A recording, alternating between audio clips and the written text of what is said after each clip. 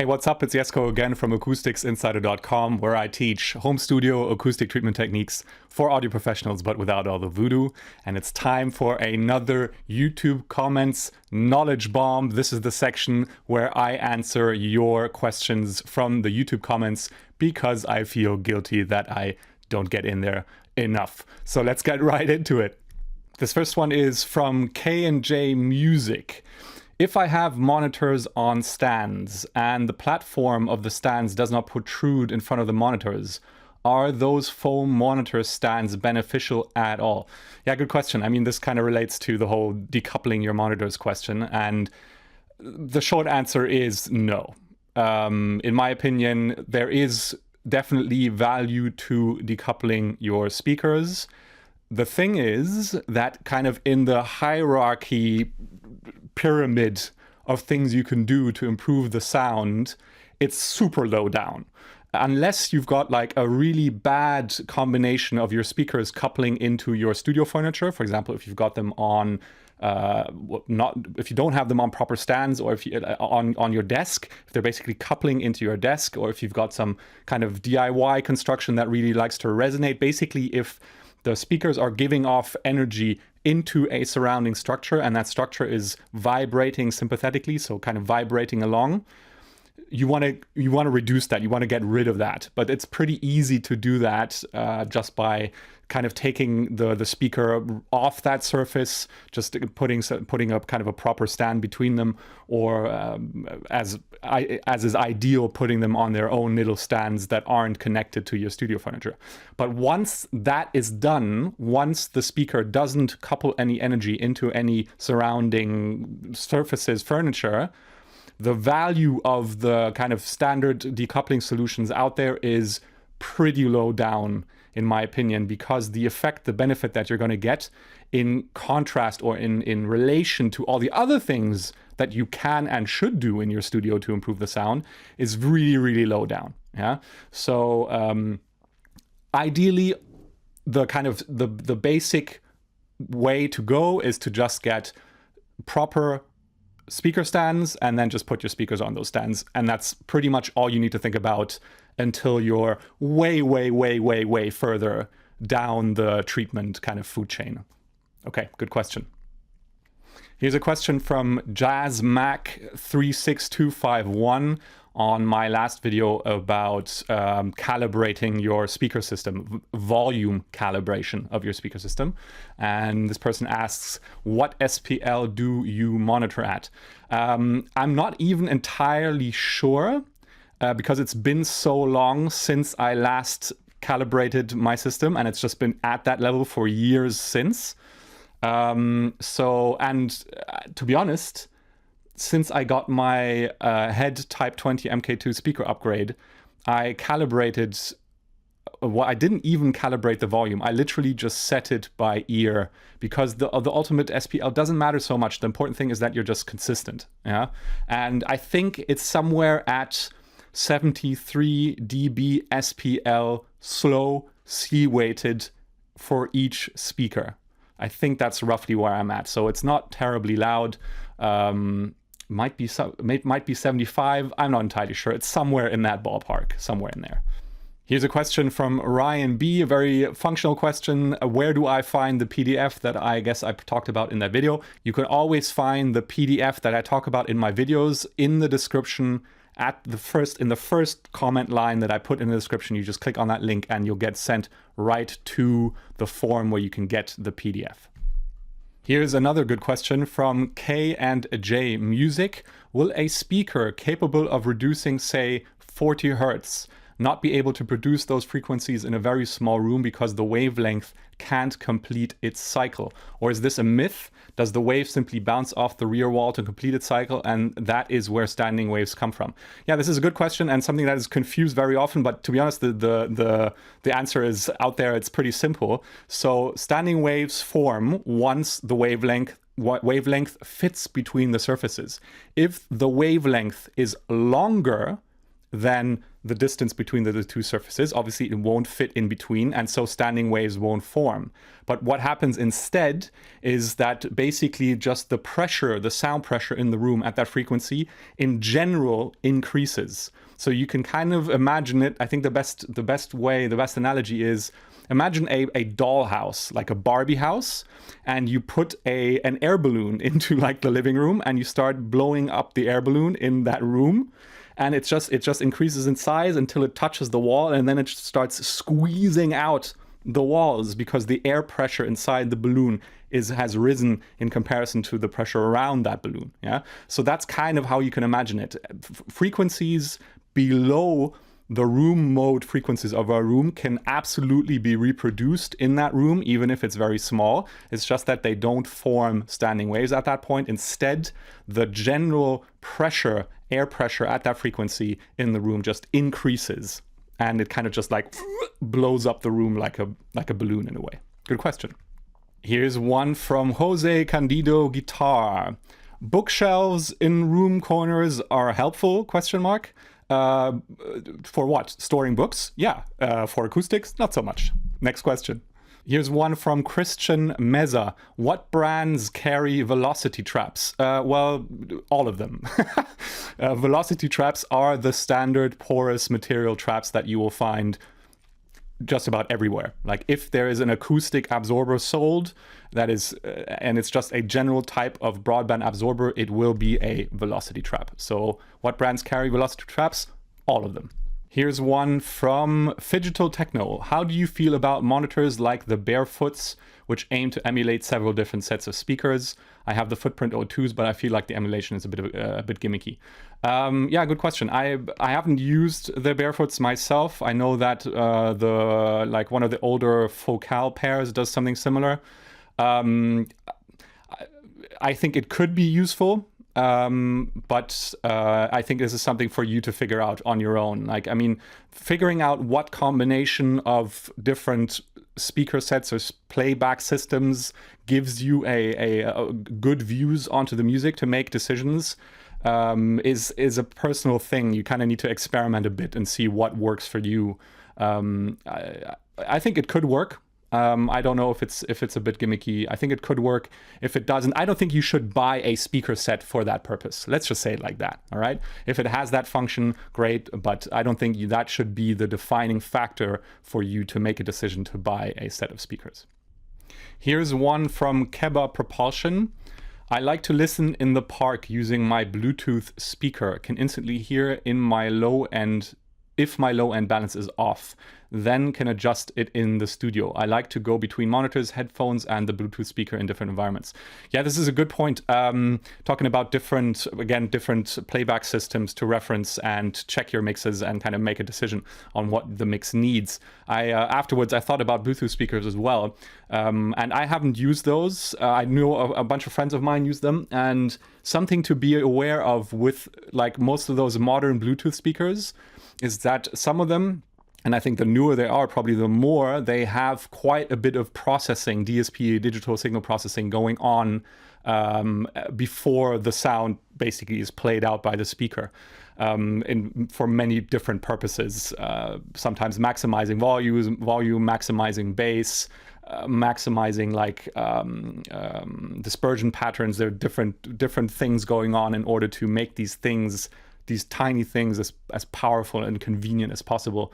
And that, unless you know what that processing is or you have a good feel for it, that can be a bit tricky. Because, for example, if there are built-in limiters in order to protect the speaker, then you might find that you're hearing some sort of distortion when there isn't actually any in the music. It's just the limiter in the Bluetooth speaker, just as an example. So if you do use Bluetooth speakers as one of your references, just be aware that some of them do pretty heavy signal processing in order to kind of get the most out of this little thing, and that can make it somewhat difficult to judge what's actually happening in the music. But good point. Here's a question by Hans Dampf. Excellent name.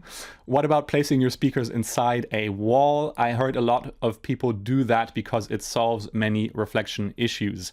Yeah, this is basically flush mounting, or sometimes called soffit mounting speakers, where you basically take the entire speaker and you push it into the wall, and then the front of the speaker is flush with the rest of the wall.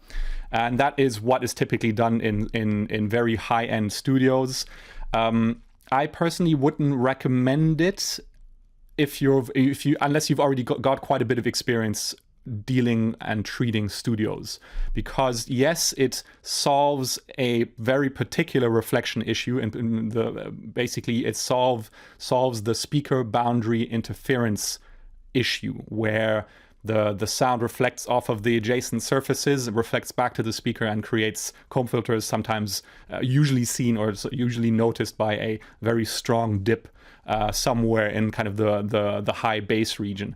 And yes, you can get rid of that, and that is the only way you can properly, fully get rid of that. But with flush mounting a speaker comes a whole new set of problems that you also have to be aware of and have to deal with correctly in order not to make the situation worse by trying to solve one particular problem. And I'm not going to get into that right now, and you can read a bunch of stuff on the internet about what those issues are related to mounting, related to the frequency response of the speaker, not because of speaker boundary interference, but because of the baffle step, for example. Various other issues. Speaker amplifier heating can be an issue, all sorts of things. But the main problem I see when you don't have much experience yet treating studios, setting up studios, is that you really want the flexibility of moving your speakers around to get that optimal stereo image as you are in the process of treating your studio. You want to keep that flexibility because you will learn new things as you kind of go through that process. You will move your speakers around, you might change your speakers. And if you kind of decide from the get-go to get a certain pair of speakers and put them on the wall, you're stuck with that. And if it doesn't quite work, you're stuck with that. So I don't think I think you should really only do that if you have a lot of experience, or if you can get somebody to do it for you who's done it quite a few times, who really knows what you're doing and what they're doing. Unless that is something that you've got, unless you've got a person like that, unless you can do that, I would recommend you stick to speakers on stands to give you the flexibility to experiment and learn what it means to set up speakers properly. But good question. Okay, here's one from Mein Weg als Producer. Nice, I like that name. You're always on a journey as a musician, as an artist, as a producer, as a mix engineer, as a recording engineer. Great name. So the question is, would it be a good idea to hang the speakers down from the ceiling? I just thought about the positive sides. They're always like you set them up. No rotating if you accidentally walk too close, or turning it a few degrees. Okay, the cabling would be a mess. Great sentence structure. Okay, the cabling would be a mess if you have to route them up the wire along the ceiling, down the wall to your desk. But I think this would be a great solution. How about your thoughts on that? Yeah, interesting ideas. Great. There's so many ways you can make your life more complicated than it needs to be. This is definitely one of them. Why don't you just put your speakers on stands? Sorry to be a bit sarcastic here, but it's fine. It works just fine to put your speakers on stands. You do not need to improve much beyond that. Again, once you've done that, you've pretty much done everything you need to do in terms of speaker structure, speaker, like the logistics of placing your speaker, or like the structure of placing your speakers. That's all you need to do. You only need to go beyond that much later down the line in terms of the kind of the treatment food chain, the budget that you're investing into your studio, the quality that you're trying to reach. Yeah, so just put your speakers on stands and move on. That's all you need to do. Yeah, you don't need to make your life more complicated than that. But it's an interesting idea. I definitely thought about that at some point as well. Here's one from TC. Since most music today is consumed via earbuds, shouldn't that be part of the mix and mastering workflow? I've never seen this mentioned. Interesting, because I wouldn't be surprised if people talk about that all the time. It's absolutely part of my workflow. My earbuds are an essential part of my referencing workflow. And I have a set of earbuds by, I don't know where they are exactly now, by One More, a Chinese brand, I believe, the One More triple driver. It's pretty cheap nowadays. It used to be a bit more expensive, but with the right ear tip, they're truly excellent. And so I've had those for years, and they are an essential part of my referencing, mixed checking workflow outside of the studio. So yeah, absolutely. Should they be the only thing? No, but a solid, good sounding, high quality pair of earbuds can absolutely be one set of referencing system that you use as part of your workflow. Yeah, good question. Here's one by JJ Lopez, and he's referring to, I guess, a frequency response chart from a video on acoustic measurements using Room EQ Wizard to measure your room. And he asks, how does the volume of the sound affect this chart? Will the peaks or dips change depending on the volume output of the sound source? No, they won't. So this is a measurement that is independent of volume. So you can take the same measurement at, within reason, quite a wide range of volumes. So you do not need to worry about volume when you're measuring your room. Sort of, like, at some point you need to think about noise floor, but and if you go to quiet, you need to think about noise floor, and if you go to loud, you need to think about clipping your speakers or your microphone. But and while if you're in between those two extremes, those measurements will be pretty much clean no matter what you do. Yeah, so the volume does not affect the frequencies unless you basically break your measurement system, yeah, for other reasons, like noise floor or clipping. Here's one from Nays Mac. A few questions. Can raising and pointing downward minimize comb filtering from the desk? If the speakers are in Dapolito configuration, can't this person lower the speakers and invert them? Because the woofer tweeter config causes the high frequencies to bend upwards unless they are time aligned. So first of all, nothing is going to bend in any direction, just to make that clear. Conversely, if that's true, they could raise the speakers and not point them down further, reducing comb filtering even more. All the while, the sound lobe is pointed slightly downwards. Maybe this is all only of use at or near the crossover point. I'm not entirely sure I understand your question. There's no bending of sound happening. Let me just put this in a more general context. This whole problem of the desk reflection and kind of messing with the speaker orientation to reduce the desk reflection. The first thing you have to understand, there is no rule of thumb that will guarantee that you get rid of the desk reflection. The reason is that you don't even know if you're getting how strong, if you're getting the desk reflection, and how strong it is without actually looking at your particular combination of speaker and desk. Some speakers are pretty good at reducing or like keeping the dispersion corridor, let's just call it, in the vertical fairly narrow, and actually put a surprisingly little energy into the desk. And then it also depends on how large your desk is, how exactly it is positioned in relation to where the speaker is.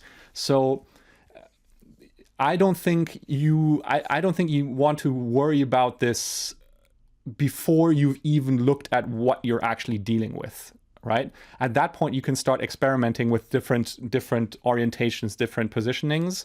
In my experience, putting the speaker up or down and then pointing it, like placing it higher or lower than ear height, and then pointing it up or down in order to compensate, never works that well in terms of getting an overall benefit, because you might be reducing the desk reflection, but usually you're losing part of the detail in your stereo image. That's my experience, at least.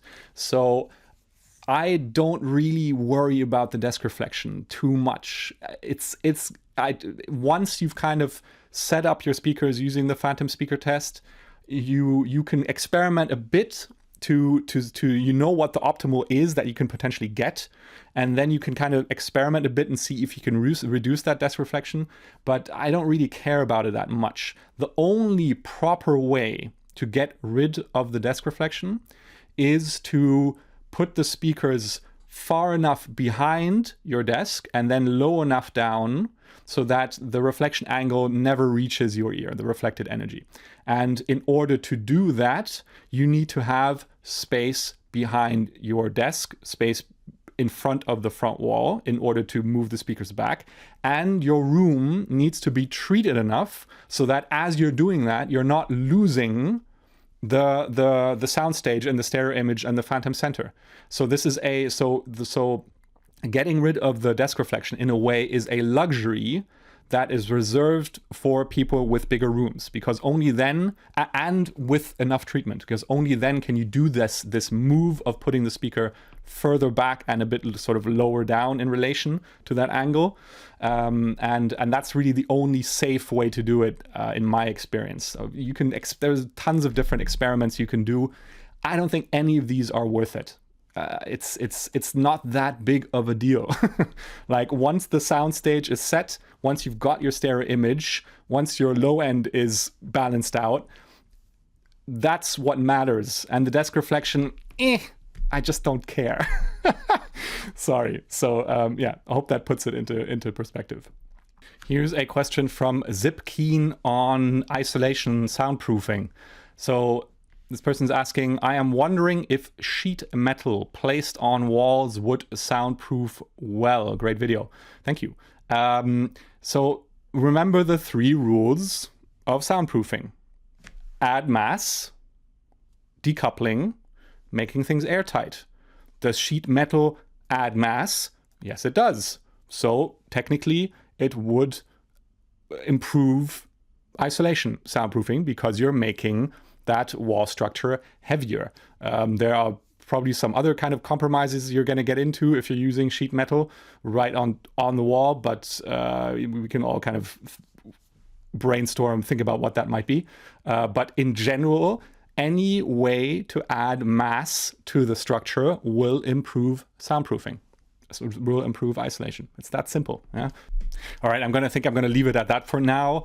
Good questions. Keep them coming. As always, if you need help with the treatment of your studio, if you're a bit confused about what that process needs to look like, what particular aspect of treatment you need to focus on, whether you're getting started or whether you're already in the process of treating your studio, I want you to download my home studio treatment framework at the link in the description. It's my 5 steps to treating a home studio and getting the most out of your room and your speakers, getting the sound to translate.